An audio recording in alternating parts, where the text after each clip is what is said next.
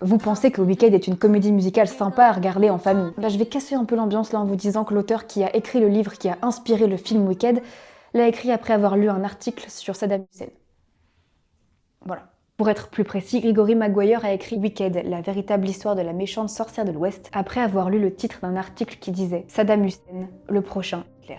C'était dans les années 90, à l'époque de l'opération Tempête du désert, une opération militaire réalisée contre l'Irak sous commandement des États-Unis. Gregory Maguire a donc repris l'univers du magicien d'Oz, mais celui-ci est un despote fasciste. Pour que vous compreniez mieux, dans Wicked, les animaux sont progressivement privés de leurs droits, comme celui de travailler ou même de parler. Vous l'aurez compris, on est sur un exemple de régime totalitaire. Plus largement, Wicked, c'est une métaphore de l'oppression des minorités, que ce soit les femmes, les personnes noires ou la communauté queer. En fait, l'histoire de Wicked est tellement bien menée qu'elle peut représenter n'importe quel système qui utilise des stratégies fascistes et fait même écho à plusieurs situations politiques. Par exemple, quand Winnie Holtzman et Stephen Schwartz ont adapté le livre en comédie musicale à Broadway en 2003, George Bush fils était président et venait de commanditer l'invasion de l'Irak. De nos jours, les thèmes portés par Wicked résonnent avec la réélection de Donald Trump et tout ce qui en découle, à ce qui se passe à Gaza et on en passe. Et pour tout ce qu'il représente, ce serait dingue que Wicked remporte l'Oscar du meilleur film. Depuis le sacre du Seigneur des Anneaux 3 en 2004, l'Académie n'est pas trop fan des films trop commerciaux à l'aspect un peu superficiel. Et c'est globalement ce que représente Wicked en apparence. Mais comme le dit le Hollywood Reporter, si c'est pas pour cette année, ça pourrait l'être pour 2025, pour la deuxième partie.